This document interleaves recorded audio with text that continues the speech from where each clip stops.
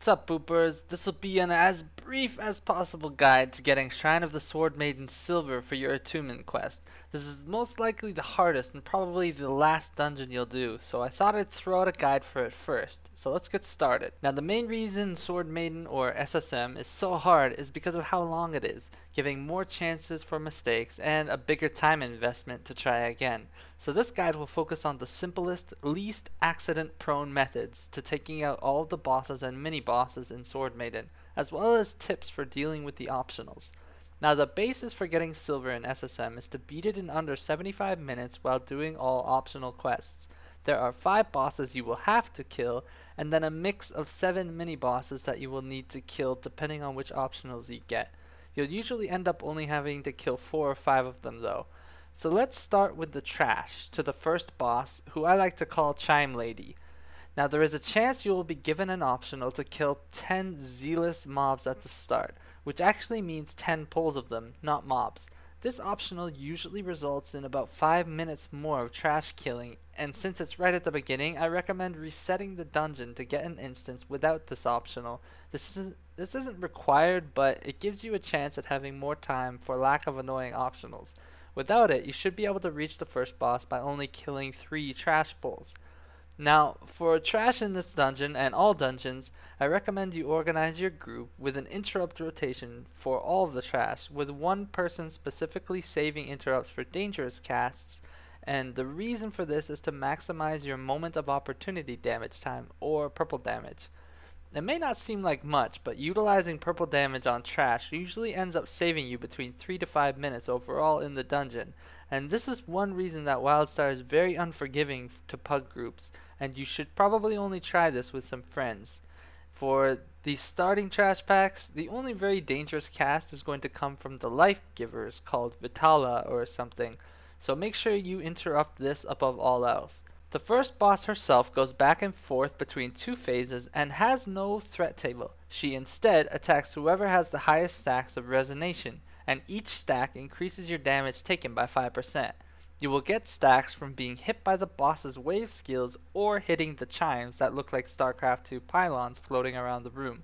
It's best if the tank starts the pull by hitting a chime twice. The tank should always aim to stay at least 2 stacks above everyone else, and it's important for players to communicate to the tank how many stacks they have, and avoid hitting the chimes or being hit by any waves throughout the encounter. If a DPS does get more stacks than the tank, she will jump to them, knock them down, and proceed to eat their faces off. During her combat phase, she will cast one spell that can be interrupted through 3 interrupt armor, so make sure all people in your group try to interrupt it, as one person will be disoriented the moment she tries to cast it, and if you do interrupt it, you will get some tasty purple damage. But once she reaches 75%, 50%, and 25% HP, she will jump to her shrine and enter her second phase, where she will become immune to damage and she will start sending waves from the 3 corners of the room. The easiest method for avoiding these waves is to just stick near the middle and stay calm. If you do get into a situation where you cannot avoid a wave because you are surrounded, you should instead pick one wave and just dodge roll through it. This way you will get less damage and less stacks than if you just keep trying to run away from something you can't dodge. Now, once the chime phases end, she will instantly disorient someone and try to cast her wave every time. So have your group always ready to instantly interrupt her. If you're lucky and get good, you will get good purple damage on her, and if you're fast with this damage, you can phase her again instantly. If not, she will sometimes cast a group-wide stun and then detonate her chimes. Now during this group-wide stun, it's not the chimes that will kill people, but rather her frontal cleave. So make sure she is always facing away from the group, and note that breakouts or interrupt armor will protect you from her stun. After you've survived her chime phase 3 times, her last combat phase will continue with her waves active, but ideally, with the help of purple damage, you can ignore the waves and just burn the boss as fast as possible. If no one dies, she should drop pretty quickly. With your first boss down, loot the totem and look at your optionals, as you can be given one of 4 directions to run in this dungeon at this point. For simplicity's sake, I will go through the dungeon clockwise and explain bosses and optionals as if you are given the direction to the fire boss first. Now at this point you may be given an optional called Free the Spirits, which will require you to kill 15 corrupted sisters. This optional will slowly complete itself, so don't go too far out of your way to complete it until the end. As long as you have 11 out of 15 before you reach the last Protect mini event, the event itself will push you to 15.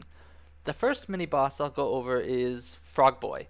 Now, you can avoid the Wasp pack and the patrols on the way to Frog Boy, but if you've got the free Spirit optional quest, you might as well just take out the patrolling sisters. Now, Frog Boy himself will cast 3 spells: a Mighty Leap, Mesmerize, and Foul Scourge. To deal with this boss, we had 2 people run 3 interrupts for safety, and we had 2 people, 5 interrupts total, interrupting Mesmerize, and 2 people with 5 interrupts total, interrupting Foul Scourge. For Mighty Leap, we simply just ran until he jumped 3 times, which is usually enough to not get hit by it. With this method, we are able to interrupt his dangerous casts for purple damage without running ourselves out of interrupts by trying to get all of them, as Mighty Leap is pretty easy to dodge and he casts it really often. Just be sure not to run into any of the trash packs you skipped while you run around dodging his Mighty Leaps. After you've killed him, you'll be forced to kill a Wasp pack, and these packs are a perfect example of why rotating interrupts for purple damage speeds up your run significantly, as these wasps if they get casts off, they just shoot away in one direction, and making them get out of your AoEs, which ultimately makes them take longer to kill, whereas if you just interrupted them, they'd be on the ground taking purple damage instead. Once you've killed this pack, you'll be entering your first shrine, and every time you enter a shrine, your optionals appear. And sometimes it's a good idea to send somebody ahead to trigger the optionals so you know what you'll be dealing with beforehand. For the fire shrine, you'll have a chance to get an optional to kill 4 wasp packs, deactivate 4 totems, and kill the Fire Lord mini-boss. Now this shrine has a lot of skippable trash, but the totem optional will require you to kill at least 1 extra wasp pack. Now if you did not get the wasp optional, I recommend clearing through the shrine using this path. And to get an extra corrupted sister pull. If you do get the wasp optional, take this path. And if you get the optional for totems, take this path. For the mini boss, who I will call Ember Boy, we usually employ the method of just kill him as fast as possible. He spawns tiny flame elementals that act as landmines. Walking near them trigger them to explode, so simply trigger them and run away. He'll also occasionally spam out fire embers, but as long as you are mobile, they shouldn't hit you. With any luck, he just falls over dead within a minute. If not, he will be pulsing an AoE that makes you take more and more fire damage the longer the fight goes on, so make sure you're popping cooldowns and blowing this guy up as fast as possible. Now for this shrine boss herself, she is arguably the most difficult boss in the instance, and will probably decide if you get silver or not based on if you wipe to her, so I recommend practicing her as much as possible before you start trying to do silver runs. Now this boss has 3 phases. In her first phase, she will use 2 skills. First skill is that she'll place 3 fire circles on members of your group. To deal with this, we have these 3 players run together to one wall, staying close to each other for ease of healing. In the case of it being under the tank simply moves back a bit, and in the case of it being under the healer and the tank uses a cooldown. The fire circle will do damage regardless of if you stand in it, but more damage once the circle is finished forming. So depending on the healer class you have, stack up fast afterwards to get yourselves full HP before the next set of fire circles. And secondly, she will tether a player to a red circle randomly and then start flamethrowering them. During this time, she stops attacking the tank, so the healer should heal this person as they try to dodge the flamethrowers. The only way to completely avoid the damage is to run before the telegraph appears and before the first one disappears, as there is a delay from when she decides where to shoot to when she actually shoots. Once she reaches around 900k HP, she will transition into her second phase, where she will knock all players up into the sky and reduce their HP to about 10%, and she'll become immune to damage, and start sending firewalls at your group from the far wall. The firewalls will have holes in them that you must run through to not die, as getting hit by one will knock you down and usually result in your death, which can end in a wipe. Sometimes you get bad luck and have the holes in the walls on opposite sides of the room. That's why it is important to put a movement skill on your bar for this fight. Another thing to note is that her red circles can kill you during a phase switch if you push her into the firewall phase right after she puts 3 red circles on your group members. But the red circles will despawn if they are not fully formed when the phases switch. So it's important to watch her HP and communicate if DPS needs to stop in the event that she puts out red circles just before she hits her phase switching health points. After you dodge enough firewalls, you'll be put back into phase 1 a second time, then phase 2 a second time around 520k HP. After the second firewall phase will come the hard part. She will stop tethering people, but she will continue to summon firewalls from any direction in the room and keep dropping red circles. At this point, it is best to maximize DPS on her by keeping her centered and not running the red circles so far away from her. Just simply DPS her as fast as possible, and anytime she casts a firewall, look around the room quickly to find which direction it is coming from and where the hole in it is. The more DPS you lose this phase, the longer it lasts, the harder it is to kill her. So focus on surviving and maximizing your damage uptime. If you manage to get her down without any wipes, you're in a pretty good spot for silver, as the other boss mechanics are much more predictable and less accident prone. Continuing on our assumption that we're going clockwise, your next order of business will take you to the Torine Lady after you loot the totem, and she will teleport you out of the shrine. You will then head into a wasp pack, and after killing it, you'll be met by another mini-boss I like to call Psycho Whirlwind Lady. 3 things to note with her is, do not stand in front of her, ever, and if she casts Warrior Charge on someone, dodge roll forward through it, and stay out of the red circles she leaves behind. And lastly, everyone should use 1 interrupt each on her when she tries to cast Whirlwind. If you follow these 3 rules, she should go down fast, as she does not have much HP, and you'll be heading into the Life Shrine. This shrine has 4 optionals. 1 is to kill 5 spider packs, 1 is to kill 5 Pell packs, 1 is to destroy 3 computers, and the other optional is to kill the very simple tree mini-boss who patrols through the shrine. If you get the optional to kill 5 spiders, take this path. If you get the optional to kill the 5 Pell, take this path. And if you get both, just take a clear path to the boss and pull the side packs as you need to get the optional completed. However, the optional to destroy the 3 computers will require you to kill 3 extra Pell groups at these locations. But destroying the computers does give you a buff to your primary stats. Now, the trash in this area is not so complicated. Against the spiders, just watch the red circles and kill their babies when they die. For the single pull Pell, just never stand in front of him and interrupt his debilitating skill. And for the 3 Pell pulls, interrupt the big one when he tries to buff the others, and use single interrupts for the others anytime they cast, as they have no interrupt armor. And as for the mini-boss, I also recommend that the group has 2 interrupters for each spell.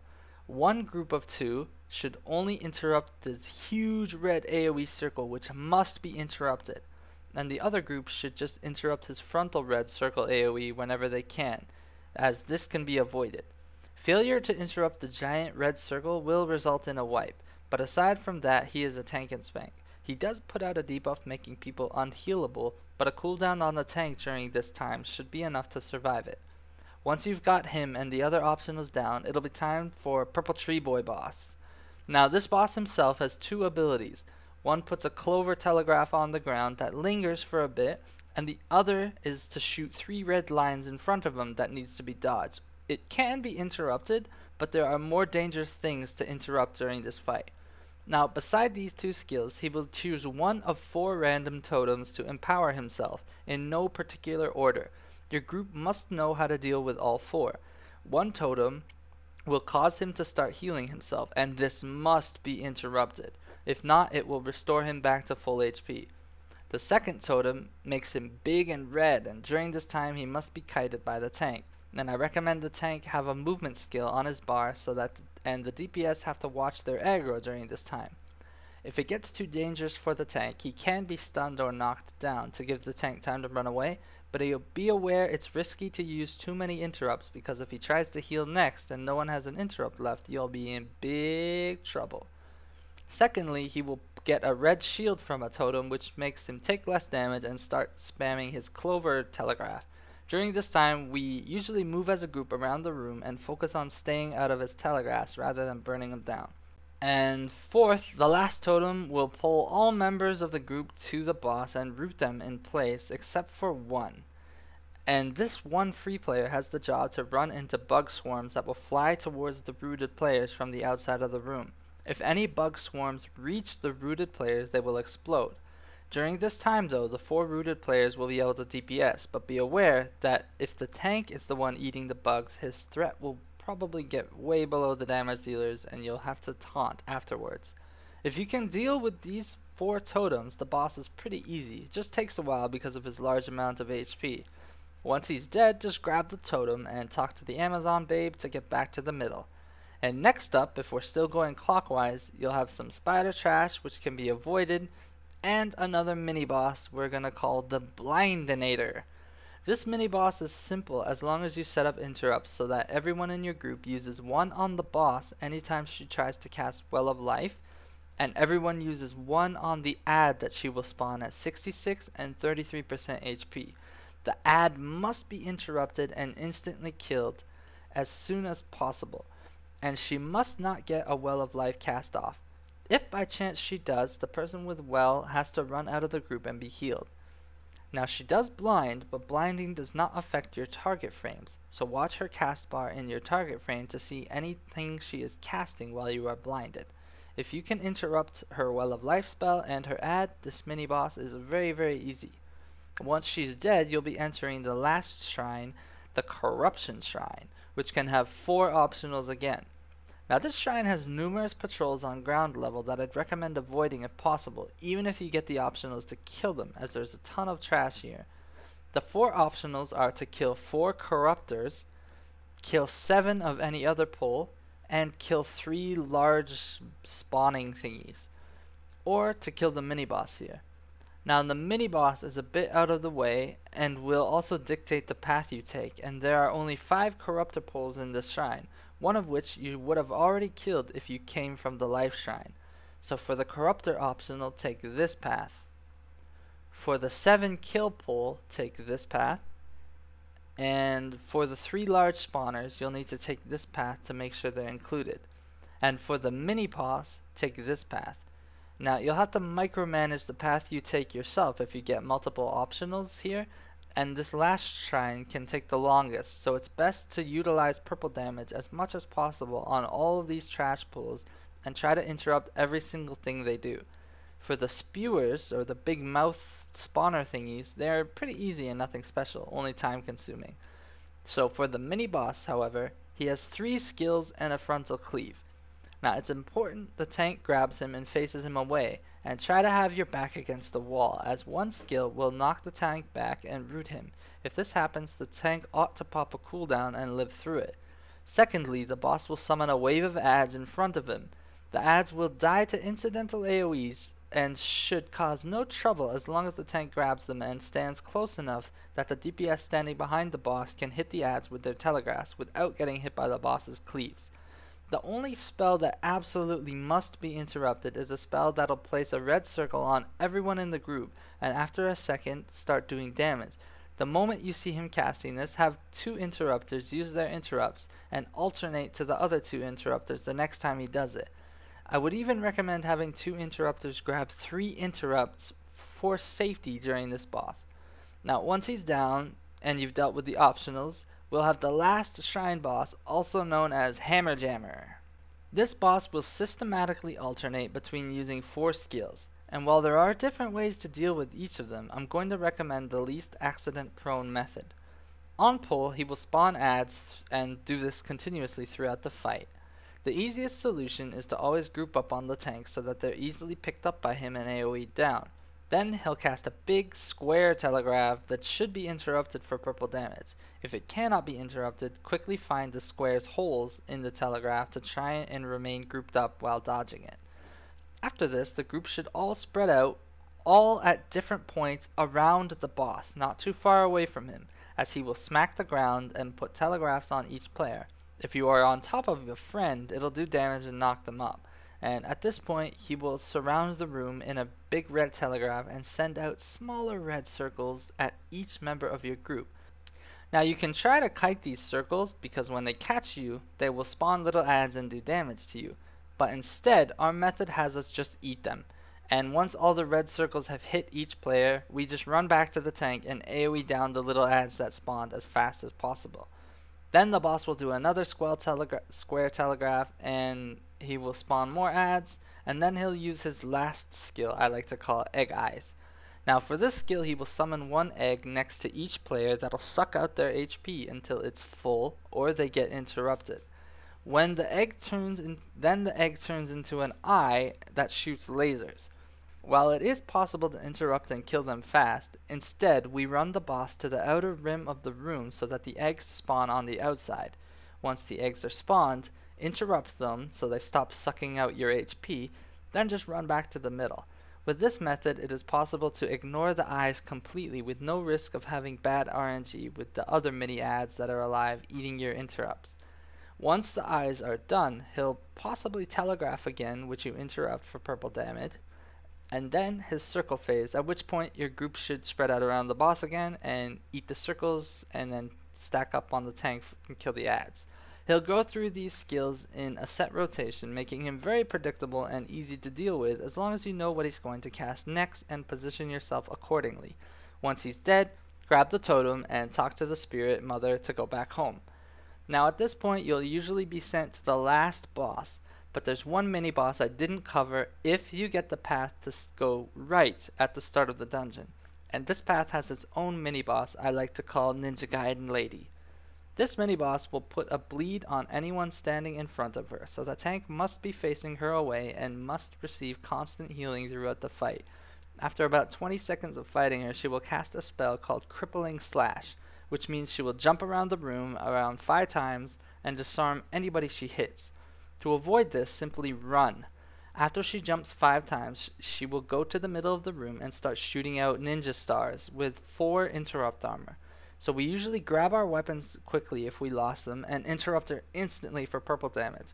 After the interrupt ends though, she usually goes back to casting Crippling Slash 5 more times. So once again we have to just sprint until she stops. When she stops, she'll go back to the middle and for a second time she starts throwing out the shurikens. This time however, we usually don't have enough interrupts to interrupt her, so we just run to the outside of the room together. Make sure you're healing the tank and dodge the shurikens while the range burn her down. Once she finishes casting it, she'll usually cast Crippling Slash again 5 times. So dodge this, and by this point all interrupts should be off cooldown. We interrupt her the 3rd time and kill her before she does anything else. If you follow this method, it should be pretty easy. Obviously not very fast, but a bit safer than trying to time interrupts for the second time she casts the shurikens. Now, with all the bosses dead, you'll be sent to the middle. And there's a few things I'd like to note here. Now, this guide assumes that we went completely clockwise around this dungeon, but this will never happen in practice. You will always be sent through the middle instead of the outside at least once per run in this dungeon, meaning you won't have to deal with at least one of the side mini-bosses, but instead deal with the blue jumping puzzle. There are a few things to note here, so listen up. Number 1, if you got the free spirit optional, this is the place to bump it up to 11 before you reach the final event. 2, the blue balls that boost your jumping will disappear if somebody in your group enters combat. So in situations where a mob is in front of you across the platform, make sure your group all jumps at the very same time. Otherwise, somebody will miss the blue ball and fall to their death. 3, only one player needs to reach the next graveyard, at which point all other players in your group can suicide and they will res at that graveyard. So if you don't need any of these mobs for optionals and you have an agile DPSer, preferably a stalker that can stealth, just have him use the stealth and jump skills to get to the next graveyard. It'll save you a lot of time. Now, once you reach the last graveyard, you'll be placing down the 4 totems you got throughout the dungeon, and it'll start an event which 4 waves will come. Of these 4 waves, wave 2 is the deadliest, but after each wave, the group will get a buff to make you stronger. So let's go through these 4 monster waves.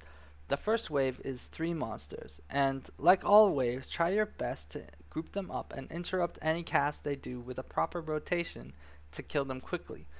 These 3 monsters don't do anything particularly dangerous, but the tactician will cast Reinforce on himself, which gives him a shield, and if you let him cast it too much, he'll die a lot slower than the other 2. Now the next wave won't come when this first wave dies, but rather when the Spirit Mother finishes reviving her totem to give you guys your first buff, a 10% crit chance, 20% crit severity buff. Then the second wave will come, consisting of a priest and 3 purple dudes. Now, first thing you'll want to do is target the priest so you can see her cast bar in your target window, as she herself will constantly blind your group. Secondly, let the tank group them up as soon as possible. And thirdly, burn them down as fast as possible. Now, anytime the priest casts Well of Life, all players should use 1 interrupt. Ideally, this interrupt should also hit the 3 purple monsters, because if you do not interrupt the little guys, they will start jumping around the room, meaning they won't be getting hit by AoE and will be alive when the next wave comes. Grouping up yourselves helps prevent them from running around as well, but once the priest is dead, and ideally got 0 casts of Well of Life off, start using your interrupts to gather the remaining purple guys and interrupting them together. Once this difficult wave is down, you will get a healing buff and 3 more monsters will spawn. For this group, I recommend interrupting everything you can with 1 interrupt, but always save 1 each per player in your group for the Torine sister when she starts to whirlwind. One of these mobs will also cast Crippling Slash like the last mini-boss I mentioned, so either interrupt it or start running to avoid his jumps so you don't get disarmed. Once this wave goes down, you will get 2 interrupt armor from the totem and a wave of 3 purple monsters. For this wave, we employed the tactic of everybody just use 1 interrupt anytime you see any of them do anything. And this wave usually goes down really easy without much trouble. Now this event is the second hardest part of this dungeon after the fire boss, so take some time to perfect it before you start trying to do silver, and then you'll be moving on to the last boss. Our last boss is the Spirit Mother, and has 4 phases, none of which are particularly challenging as long as you avoid the mechanics. In her first phase, she is a tank and spank. She can cast a skill called Nightmare Wave that should be interrupted instantly for purple damage. And in the event you can't interrupt it, just dodge roll through it. After a short time, she'll cast Shadow Meld and go into phase 2, making the room dark. Now our group prefers at this time to move towards the water side and stay at the water side, regardless of what happens. Now, you should run to the first ball of light you see on the water side, as any time during this phase you are not standing in light, you will be taking damage. And she will periodically attempt to leash a random group member out of the light towards her. To minimize the damage taken from this, the player targeted with the leash should try and run out of the light so that the leash only hits 1 person. Now if you do get leashed, just quickly run back to the circle of light until the lights turn back on. And next we'll have phase 3. She will start to AoE blind the group and do 10k damage to them, and then send out a wave that does more damage, and 4 ads will appear randomly throughout the room. Now, the ads don't appear completely randomly. They have set locations, but which location they will use is random. Your first priority, once the blind wears off, should be to dodge the telegraph coming from the boss. After you've dodged it, you should try and interrupt one of the ads with any interrupt. If you do not interrupt them, they will disappear, and your goal is to kill all 4 ads to change to the next phase. And lastly, you should group back up for your healer and prepare for the next 10k damage blind after you've dodged every single wave. Now assuming you did interrupt one of her ads, you can try and chain interrupts on it so that you can kill it before it disappears. Then use another interrupt to grab another ad and the next time around. Once all 4 ads are down, she'll go back to phase 1, only this time she'll cast another skill that will tether a person and then create explosions around them. To deal with this, either kill the tether or just have the tethered person memorize the order the telegraphs appear so that they can move through them at the right time to take no damage. After a while, she'll go back to phase 2, then phase 3, but once you kill the ads the second time, she'll switch to phase 4. During phase 4, she'll create a light that you must run in. If you do not, you will most likely be one hit by the giant red telegraph that covers the whole room. Afterwards, she will summon an ad that should be cleaved down with the boss and do everything else she did in phase 1. If you kill her fast, she won't do her big light explosion twice. If not, she will do it again and then afterwards summon a new ad, so deal with them both the same way until her HP hits 0. And that's it! Whew! Quite a long dungeon, huh? If you manage to beat that place in under 75 minutes with all the optionals done, you'll have gotten silver, which is doable as long as you only wipe once or twice, or not at all, ideally. But that's it for this long ass Sword Maiden guide, so I'll start getting out guides for the other dungeons, not under dungeons, as soon as possible. Until then, good luck with your attunement. I am booping out. Boop.